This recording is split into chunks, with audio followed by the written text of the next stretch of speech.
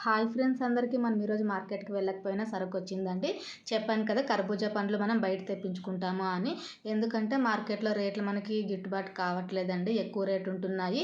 ఒకవేళ తక్కువ రేట్లో దొరికితే కనుక క్వాలిటీ అంతగా ఏం బాలేదనమాట. అందుకే మనం ఇంక ఈరోజు బయట వాళ్ళతోనే తెప్పించుకున్నాము. అంటే మనకొక్కటే సపరేట్‌గా ఏం తెప్పించలేదు.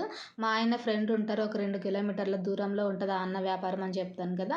ఆ అన్నకి, మనకి ఇంకా ఇద్దరికనమాట. మొత్తం నలుగురికి తెచ్చించినారు. ఈ పప్పాయి పండ్లయితే నిన్నటివన్నమాట. కలర్ ఎట్లా చేంజ్ అయిపోయినాయి చూడండి. సరుకు మరుసటి రోజుకి మిగిలితే ఇట్లే ఉంటది పూర్తి పండు అయ్యుండేది. అందుకే మనం ఎప్పుడు కూడా కొంచెం మీడియం కాయ మీద ఉండేదే తీసుకొస్తాము. కాకపోతే నిన్న మనం తీసుకున్న సరుకయితే అంత క్వాలిటీ ఏమి ఉండలేదు. అందుకే ఇంత కలర్ చేంజ్ అయిపోయినాయి ఈరోజు. క్వాలిటీ అయితే పర్లేదు బాగుంది. మనం మార్కెట్‌లో చూసే సరుకన్నా బెటర్ అనమాట. మార్కెట్‌లో ఏంటంటే వస్తే గనక తక్కువ రేట్‌లో అన్నీ కూడా పచ్చికాయలొస్తున్నాయి. మనకైతే ఈరోజు అన్ని పండయినవే పంపించినారు. కాకపోతే బాక్స్ అడగానే కొంచెం పూర్తి మెత్తగా అయిండే ఉన్నాయి. అదైతే కామన్ అనమాట. ఇంక మనం మార్కెట్‌లో తీసుకున్నా, ఇట్లా బయట తెప్పించుకున్నా కూడా ఎంతో కొంత బాక్స్‌లో మనకి వేస్టేజ్ అంటే డ్యామేజ్ అనేది వస్తుంది. వ్యాపారం మరీ అంత ఫాస్ట్‌గా అయితే లేదు గానీ, స్లోగా వెళ్ళినా పర్లేదు అలాగే వెళ్తుంది. ఈ పప్పాయి పండ్లు మాత్రం పోవట్లేదనమాట. ఒకటి మాత్రమే సేల్ అయిపోయింది. ఆ 3 అస్సలు ఇంక కదలట్లేదు. ఎందుకంటే పూర్తి కలర్ చేంజ్ అయిపోయినాయి కదా! చూసేకేంటంటే కస్టమర్‌కి ఫస్ట్ నీట్‌గా, క్వాలిటీగా కనిపించాలి ఏ ఐటెమ్ అయినా గూడా. ఆ పప్పాయి పండు చూడగానే కలర్ ఇదయిపోయినాయి కదా! అందుకే సేల్ కావట్లేదు. పప్పాయి పండు రేట్ అయితే మార్చేసినాం ఈరోజు. కేజీ రూ. 30. దాని డబ్బులయితే మనకు నిన్నే వచ్చేసినాయి. ఈరోజు అమ్ముకునేదంతా లాభం అన్నాను కదా! రూ. 60 మాత్రమే వచ్చిందనమాట. ఇంకా 3 అమ్మితే అమ్మినట్టు ఈరోజు, లేకుంటే లేదు. అన్నట్టు ఈ కర్బూజా రేట్ చెప్పలేదు కదా! మనకైతే రూ. 520 వేసినారు బాక్సు. మనం కస్టమర్‌కి ఇస్తున్న రేటు కేజీ రూ. 40. రూ. 100కి 3 కేజీలు. 7 గంటల నుంచి వ్యాపారం అయితే ఇంకా స్లో అయిపోయిందనమాట. అస్సలేం మూవ్‌మెంట్ లేదు. రాత్రి 8 గంటలప్పుడు ఇంకొక పప్పాయి పండు అయితే సేల్ అయిపోయింది. ఇంక 2 మాత్రమే మిగిలిపోయినాయి. అవి పోతాయన్న నమ్మకం అయితే నాకు లేదు. ఎందుకంటే ఇంకా పూర్తి పండు అయిపోయినాయి. కలర్ పూర్తిగా చేంజ్ అయిపోయినాయి.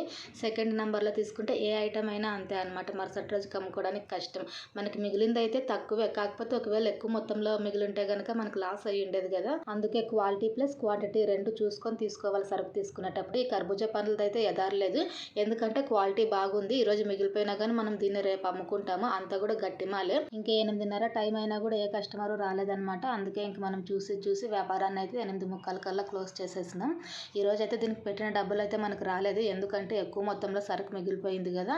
దీని డబ్బులు మనకు రావాలంటే ఈ మొత్తాన్ని మనం రేపు అమ్ముకోవాలి. ఈరోజు ఇంకా ఇంత మొత్తాన్ని నేనైతే పైనకి తీసుకెళ్ళలేను. ఎందుకంటే తక్కువ మొత్తంలో ఉంటే గనక తీసుకుపోదును.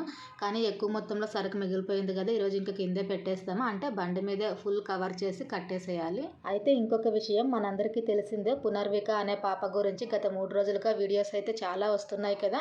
ఆ పాప బ్రతకాలి అంటే 16 కోట్ల ఇంజెక్షన్ అవసరమంట. 16 కోట్లు అంటే మాటలు కాదు కదా! ఒక మిడిల్ క్లాస్ ఫ్యామిలీ అంత మొత్తాన్ని భరించలేదు. ఒకరితో 10 మందితో అయ్యే పని అయితే కాదు. చాలా మంది ఆ పాప కోసం అయితే ఫండ్స్ కలెక్ట్ చేస్తున్నారు.